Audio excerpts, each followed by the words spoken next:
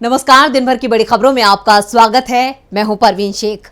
आज इस बुलेटिन में बात होगी पीएम मोदी पर राहुल गांधी के तीखे वार के, संसद में खड़गे के बयान से बैकफुट पर आई बीजेपी की, बात करेंगे ईडी को लेकर सुप्रीम कोर्ट के बड़े आदेश की, ज्ञानवापी मामले पर हाई कोर्ट से हिंदू पक्ष को लगे झटके की, साथ ही जानेंगे कैसे सीएम अशोक गहलोत ने पीएम मोदी को दिया करारा जवाब। और बुलेटिन के आखिर में बात होगी मोदी राज में महंगी होती शिक्षा की। इसके साथ ही और भी कई बड़ी खबरों से आपको करवाएंगे रूबरू, लेकिन तमाम बड़ी खबरों से पहले एक नजर सुर्खियों पर।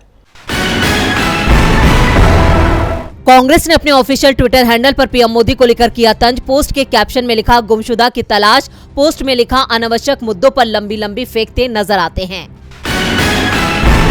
कांग्रेस का दावा अजीत बनेंगे महाराष्ट्र के सीएम। प्रफुल्ल पटेल बोले आज नहीं तो कल मिलेगा मौका। चौहान ने कहा था शिंदे को रिप्लेस करेंगे पवार। चावल एक्सपोर्ट बैन से दुनिया भर में महंगाई बढ़ी। आईएमएफ ने कहा बैन हटाने के लिए भारत से बातचीत करेंगे। त्योहार के सीजन को देखकर भारत ने लिया फैसला।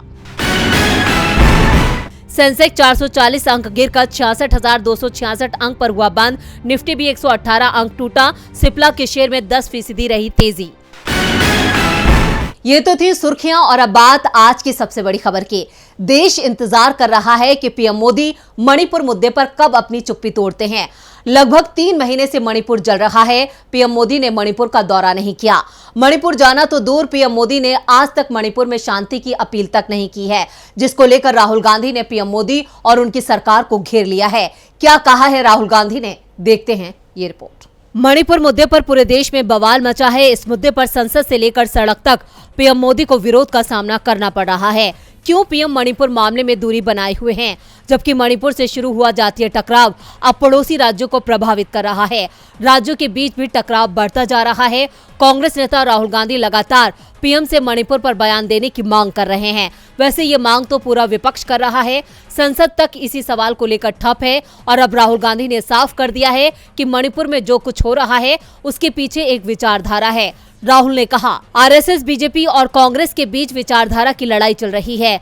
जहां कांग्रेस की विचारधारा संविधान की रक्षा, देश को जोड़ने और सामाजिक असमानता के खिलाफ लड़ने की है, वहीं आरएसएस बीजेपी चाहती है कि कुछ चुनिंदा लोग ये देश चलाएं और देश का सारा धन उन्हीं के हाथ में हो। मोदी सरकार को आड़े हाथों लेते हुए राहुल ने आगे कहा बीजेपी आरएसएस सिर्फ सत्ता चाहती है और सत्ता पाने के लिए ये कुछ भी कर सकती है। सत्ता के लिए ये मणिपुर को जला देंगे, सारे देश को जला देंगे। इनको देश के दुख और दर्द से कोई फर्क नहीं पड़ता। राहुल ने कहा कि मणिपुर एक विचारधारा का शिकार हो गया है। एक तरफ कांग्रेस की विचारधारा तो दूसरी तरफ आरएसएस बीजेपी की विचारधारा है। दोनों में लड़ाई चल रही है। वहीं पीएम मोदी को संवेदनहीन बताते हुए राहुल गांधी ने कहा आपके दिल में देश प्रेम है। जब देश को चोट लगती है, देश के किसी नागरिक को चोट लगती है, तो आपके दिल में भी चोट लगती है, आप उदास हो जाते हैं। मगर बीजेपी आरएसएस के लोगों को कोई दुख नहीं है, कोई दर्द नहीं हो रहा, क्योंकि ये हिंदुस्तान को बांटने का काम कर रहे हैं। राहुल गांधी आज संसद में भले ही ना हो, लेकिन संसद के बाहर से ही वो मोदी सरकार को घेर रहे हैं। वहीं राहुल गांधी के इन बयानों से बीजेपी तिलमिला गई है और एक बार फिर बीजेपी नेता राहुल पर पलटवार कर रहे हैं। राहुल गांधी के सवालों पर क्या पीएम मोदी देंगे जवाब? जवाब तो पीएम मोदी से विपक्ष भी मांग रहा है। संसद के मॉनसून सत्र के छठे दिन भी हंगामा मचा रहा। विपक्ष पीएम मोदी को संसद में बुला रहा है, मांग कर रहा है मणिपुर पर पीएम सदन में जवाब दें, लेकिन पीएम मोदी विपक्ष से बचते नजर आ रहे हैं। देखते हैं ये रिपोर्ट। संसद के दोनों सदनों में मणिपुर टकराव को लेकर सरकार और विपक्ष के बीच गतिरोध बना हुआ है। विपक्ष पीएम मोदी के बयान की मांग कर रहा है तो गृह मंत्री दावा कर रहे हैं कि जिस विभाग का मामला है उसका मंत्री ही जवाब देगा। विपक्ष आज विरोध स्वरूप काले कपड़ों में संसद पहुंचा है और सदन में अपनी मांग को एक बार फिर दोहराया। इस बीच मल्लिकार्जुन खड़गे ने पीएम मोदी के संसद की जगह रैलियां करने पर निशाना साधते हुए कहा कि सदन चल रहा है, हम मांग कर रहे हैं कि पीएम वहां आए और बयान दे, लेकिन वो राजस्थान में राजनीतिक भाषण दे रहे हैं और चुनाव की बात कर रहे हैं। जब वे वहां जा सकते हैं तो क्या आधे घंटे के लिए सदन में आकर बयान नहीं दे सकते? इसका मतलब है कि लोकतंत्र में उनकी कोई रुचि नहीं है, कोई विश्वास नहीं है। खड़गे ने कहा कि विपक्ष मणिपुर पर चर्चा चाहता है, लेकिन सत्ता पक्ष के लोग ही संसद में हंगामा कर रहे हैं। वो लोग खुद ही सदन नहीं चलने दे रहे हैं, मुझे बोलने नहीं दिया जा रहा। ऐसा पहली बार देख रहे हैं कि सदन में सत्ता पक्ष ही हंगामा कर रहा है। इस बीच अब इंडिया गठबंधन के नेताओं ने मणिपुर का दौरा करने का ऐलान कर दिया। 29 और 30 जुलाई को इंडिया गठबंधन के नेता 2 दिनों के लिए मणिपुर के दौरे पर जाएंगे। कांग्रेस सांसद मणिक्कम टैगोर ने बताया कि विपक्षी दलों के प्रतिनिधि मंडल में 20 से अधिक सांसदों का समूह होगा, जो मणिपुर का दौरा कर हालात का जायजा लेगा। इससे पहले राहुल गांधी ने भी 2 दिन का मणिपुर दौरा किया था। संसद में खड़गे के बयान से बीजेपी बौखला गई है, तो वहीं सुप्रीम कोर्ट से आज बीजेपी सरकार को बड़ी राहत मिली है। केंद्र सरकार ने ईडी के डायरेक्टर संजय कुमार मिश्रा का कार्यकाल बढ़ाने को लेकर फिर सुप्रीम कोर्ट का रुख किया था, जिस पर आज सर्वोच्च अदालत में सुनवाई हुई। सुप्रीम कोर्ट के फैसले के मुताबिक ईडी निदेशक के तौर पर एस के मिश्रा का कार्यकाल 31 जुलाई को खत्म हो रहा था, लेकिन कोर्ट के नए आदेश के बाद उनका कार्यकाल बढ़ गया है। क्या है पूरी खबर, देखते हैं ये रिपोर्ट। ईडी के निदेशक संजय कुमार मिश्रा बीजेपी सरकार के लिए काफी अहम है। शायद यही वजह है कि मोदी सरकार ने उनका कार्यकाल बढ़ाने को लेकर फिर से सुप्रीम कोर्ट का रुख किया। मोदी सरकार की याचिका पर आज सुप्रीम कोर्ट में सुनवाई हुई, जिसको लेकर कोर्ट ने एक बड़ा आदेश दिया है। प्रवर्तन निदेशालय के निदेशक संजय कुमार मिश्रा का कार्यकाल 15 सितंबर तक बढ़ा दिया गया है। वैसे केंद्र सरकार ने संजय मिश्रा का कार्यकाल 15 अक्टूबर तक बढ़ाने की मांग की थी, लेकिन सुप्रीम कोर्ट इस पर राजी नहीं हुआ। कोर्ट ने यह भी साफ कर दिया कि इससे आगे अब कोई विस्तार नहीं दिया जाएगा। अब ईडी डायरेक्टर संजय कुमार मिश्रा का कार्यकाल बढ़ाने के लिए सुप्रीम कोर्ट ने मंजूरी दे दी है। संजय मिश्रा अब 15 सितंबर तक ईडी के डायरेक्टर के पद पर रह सकेंगे। आपको बता दें कि इससे पहले 11 जुलाई को सुप्रीम कोर्ट से केंद्र सरकार को करारा झटका लगा था। शीर्ष अदालत ने ईडी निदेशक संजय कुमार मिश्रा के कार्यकाल विस्तार को गैर कानूनी बताया था। सुप्रीम कोर्ट ने संजय मिश्रा को अपने लंबित काम निपटाने के लिए 31 जुलाई 2023 तक का समय दिया था। साथ ही न्यायमूर्ति BR गवई, न्यायमूर्ति विक्रमनाथ और न्यायमूर्ति संजय करोल की पीठ ने ईडी निदेशक के कार्यकाल को अधिकतम 5 साल तक बढ़ाने के लिए केंद्रीय सतर्कता आयोग अधिनियम और दिल्ली विशेष पुलिस स्थापना अधिनियम में संशोधन को सही ठहराया था। लेकिन आज हुई सुनवाई के बाद सुप्रीम कोर्ट ने मोदी सरकार को राहत देते हुए संजय मिश्रा का कार्यकाल 15 सितंबर तक के लिए बढ़ा दिया है। सुप्रीम कोर्ट के इस फैसले ने सबको हैरान कर दिया है। वहीं ज्ञानवापी मामले में भी हाईकोर्ट ने सबको चौंका दिया है। कोर्ट ने हिंदू पक्ष को झटका देते हुए मस्जिद के सर्वे पर 3 अगस्त तक के लिए रोक लगा दी है। क्या है पूरी खबर, देखते हैं ये रिपोर्ट। ज्ञानवापी मस्जिद का सर्वे होगा या नहीं, इस सवाल के जवाब को जानने के लिए हिंदू से लेकर मुस्लिम पक्ष बरकरार था। पहले अदालत ने सर्वे की इजाजत दे दी थी, लेकिन अब एक बार फिर इलाहाबाद हाईकोर्ट ने फैसला सुनाया है। ज्ञानवापी मस्जिद की एएसआई सर्वे पर रोक 3 अगस्त तक जारी रहेगी। एएसआई के सर्वेक्षण पर रोक लगाने की मांग करते हुए वाराणसी की ज्ञानवापी मस्जिद की प्रबंध समिति ने कहा कि उसे डर है कि ऐतिहासिक संरचना गिर सकती है। इस पर अदालत की ओर से तीखी प्रतिक्रिया हुई थी। अदालत ने याचिकाकर्ताओं से पूछा था कि अगर वो एएसआई के आश्वासन पर भरोसा नहीं रख सकते हैं तो संरचना को कोई नुकसान नहीं होगा, तो वो अदालत के फैसले पर कैसे भरोसा करेंगे।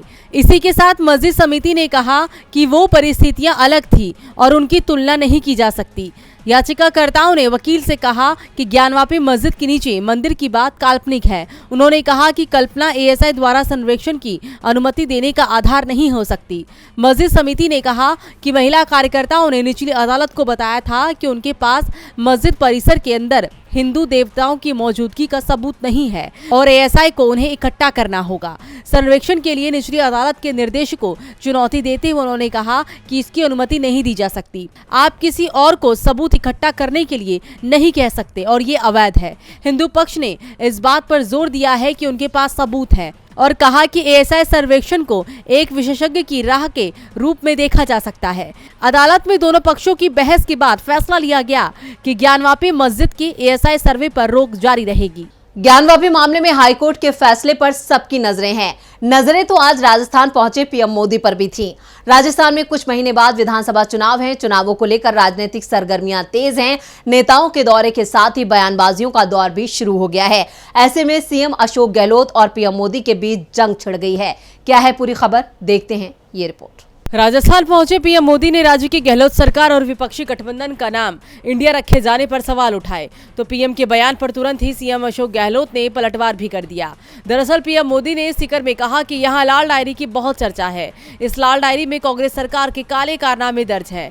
गहलोत ने पीएम के बयान पर जवाब देते हुए कहा कि जिस लाल डायरी की पीएम बात कर रहे हैं वो सब बीजेपी नेताओं का षड्यंत्र है।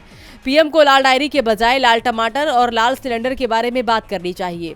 उन्होंने कहा कि लाल डायरी जैसा कुछ नहीं है, आने वाले समय में लाल डायरी सबके सामने आ जाएगी। गहलोत ने कहा कि पीएम पद की अपनी गरिमा होती है, मोदी और उनकी पार्टी हमसे घबराई हुई है, हमारे साथी मंत्री रहे गुढ़ा को मोहरा बनाया गया। बीजेपी वाले कल संसद में प्रदर्शन कर रहे थे, मोदी घबराकर ऐसी बात कर रहे हैं। गहलोत इतने पर ही नहीं रुके, मणिपुर का जिक्र करते हुए मणिपुर की घटना को उन्होंने शर्मसार बताया। साथ ही कहा कि पीएम उस पर कुछ नहीं बोल रहे हैं। पीएम ने मणिपुर के साथ राजस्थान का नाम जोड़ दिया। राजस्थान छत्तीसगढ़ का नाम पीएम ने जानबूझकर लिया है। गहलोत के पलटवार से बीजेपी में हड़कंप मच गया है। हड़कंप तो अमित शाह के भोपाल दौरे से भी मचा है। मध्य प्रदेश में 2 से 3 महीने में ही चुनावों का ऐलान हो जाएगा।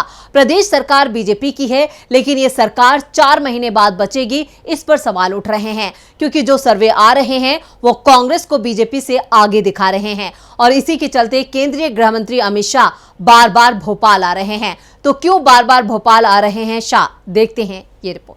मध्य प्रदेश विधानसभा चुनाव से पहले बगावत से बीजेपी परेशान दिख रही है। नेता लगातार पार्टी छोड़ रहे हैं। प्रदेश में सत्ता परिवर्तन की आहट से बीजेपी नेताओं की चिंता बढ़ती दिख रही है। और इसी परेशानी के बीच केंद्रीय गृह मंत्री अमित शाह ने कमान अपने हाथ में संभाल ली है। 11 जुलाई को शाह भोपाल आए थे। पार्टी नेताओं के साथ बैठक कर रूठे नेताओं को मनाने का टास्क दिया गया था। बैठक में तय हुआ था कि उन्हें कैसे और कौन मनाएगा। 15 दिन बाद शाह एक बार फिर भोपाल पहुंचे। पार्टी कार्यालय में उन्होंने राज्य के दिग्गज नेताओं के साथ बैठक की। रात करीब 12 बजे तक बैठक चली। बैठक में सीएम शिवराज सिंह चौहान, प्रदेश के चुनाव प्रभारी भूपेंद्र यादव, नरेंद्र सिंह तोमर, ज्योतिरादित्य सिंधिया, प्रहलाद पटेल सहित प्रदेश के तमाम दिग्गज नेता शामिल हुए। इस दौरान ये भी तय हो गया कि 30 जुलाई को शाह फिर एमपी आ रहे हैं। अमित शाह पहले उज्जैन जाएंगे, फिर बुरहानपुर में पहुंचेंगे। इस दौरान एक बार फिर पार्टी के दिग्गज नेताओं के साथ वो बैठक करेंगे।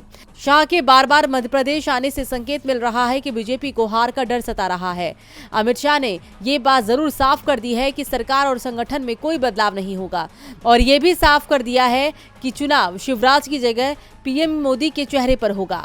दरअसल दावा किया जा रहा है कि हाईकमान के पास जो रिपोर्ट पहुंची है उसमें पार्टी की हालत कमजोर बताई जा रही है। कांग्रेस को बीजेपी से मजबूत बताया जा रहा है। कांग्रेस में एकजुटता दिखाई दे रही है, तो वहीं बीजेपी कई गुटों में बंटती दिख रही है। हाईकमान को शिवराज के चेहरे पर भरोसा नहीं दिख रहा है। दूसरी ओर संघ साफ कह चुका है कि सिर्फ पीएम मोदी के चेहरे पर भी चुनाव नहीं जीत पाएंगे। यानी पार्टी को मध्य प्रदेश में हार का डर दिख रहा है। इसलिए शाह ने चुनाव से 3 महीने पहले ही मध्य प्रदेश की कमान अपने हाथों में ले ली है। और बुलेटिन के आखिर में बात मोदी राज में महंगी होती शिक्षा की। बहुत हुई महंगाई की मार, अब की बार मोदी सरकार। हम मोदी जी को लाने वाले हैं, अच्छे दिन आने वाले हैं। 2014 के लोकसभा चुनाव में जब ऐसे नारे सामने आए तो लोगों को लगा कि बीजेपी को मौका देकर वो अच्छे दिन ला रहे हैं। लेकिन मोदी राज में खाने पीने की चीजों से लेकर शिक्षा तक महंगी हो गई है। क्या है पूरी खबर, देखते हैं ये रिपोर्ट। वैसे तो बीजेपी राज में पिछले 9 सालों में महंगाई ने लोगों का हाल बेहाल किया हुआ है, लेकिन आज हम बात शिक्षा की करेंगे। हमारे देश की प्रगति के लिए शिक्षा बहुत जरूरी है। बैंक बाजार की रिपोर्ट के अनुसार पिछले 20 सालों में एमबीए कोर्स की फीस 8 गुना से ज्यादा बढ़ गई है। रिसर्च रिपोर्ट में कहा गया है कि हायर एजुकेशन पर होने वाला खर्च हर साल 2 गुनी रफ्तार से बढ़ रहा है। रिपोर्ट के अनुसार देश में आम महंगाई दर औसतन 6% रही है, जबकि एजुकेशन के फील्ड में होने वाले खर्च हर साल 11% की दर से बढ़ रहा है। रिपोर्ट के अनुसार वहीं जहां एमबीबीएस कोर्स के लिए साल 2003 में 3 लाख रुपए खर्च करने होते थे, लेकिन वहीं अब छात्र को इस कोर्स को करने के लिए 24.6 लाख रुपए तक खर्च करने होंगे। रिपोर्ट में यह भी दावा किया गया है कि अगर महंगाई दर इसी तरह बढ़ती रही तो आने वाले 5 सालों में एमबीए कोर्स का खर्च लगभग 2 गुना हो जाएगा। रिपोर्ट में विशेषज्ञों ने हायर एजुकेशन को लेकर अलर्ट भी जारी किया है। तो वही विशेषज्ञों का कहना है कि जो पेरेंट्स अपने बच्चों की हायर एजुकेशन के लिए शुरू से ही बचत करते हैं वो अपनी बचत की रकम बढ़ा दें।